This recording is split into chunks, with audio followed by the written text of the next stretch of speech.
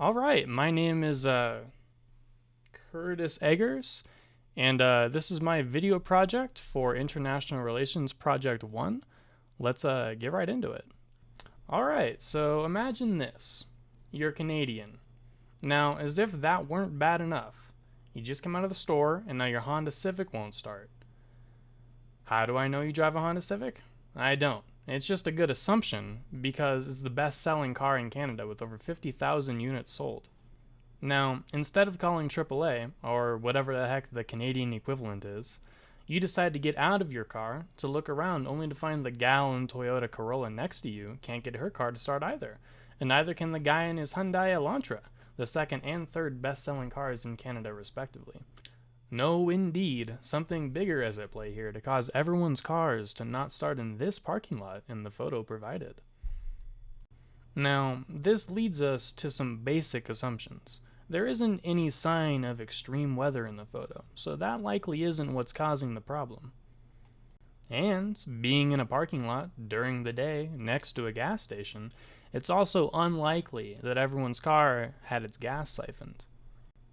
Everyone has got a different car here too, so it's safe to assume it isn't just chance that everyone's car spontaneously broke down at the same time. And if the car isn't starting at all, things like a broken fender or worn out brake pads can also be ruled out. A common cause of a car failing to start is some form of an electrical issue, so it's safe to assume that that is what's going on here. This leads into the basic theory, which is that everyone's car is not starting because there is probably a local source of electromagnetic interference negatively affecting the same component in each of the vehicles. Now, what is that component, you ask? Well, there is a decent chance it might be the starter. Now, hear me out. See, in a modern vehicle, the starter contains a solenoid which is able to step up the current supplied to initiate the starter motor and start the engine.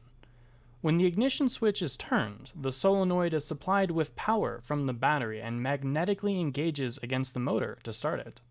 The key here might be that magnetic engagement.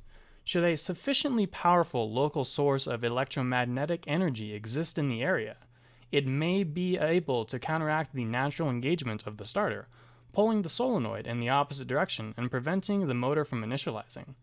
Please refer to the right-hand rule. Curtis, wasn't that a little far-fetched? Ugh. It might also just be some RF interference jamming the key fob though. That would be another viable electromagnetic issue. This is a good theory because it's a simple one. That is to say, it is narrowed down to one potential part failing for one potential reason. In this case, the part in question is the starter motor, and the reason is a local source of electromagnetic energy. The theory is also good because it could be proven wrong. One could search the area for some equipment that could cause the electromagnetic interference, or use a tool to measure the area near the vehicles to determine if a strong electromagnetic field is present in the first place. This theory also applies to all the vehicles in the lot that might be equipped with a modern starter motor design that relies on the solenoid described. Any vehicle with this system would be affected, which also makes this a good theory.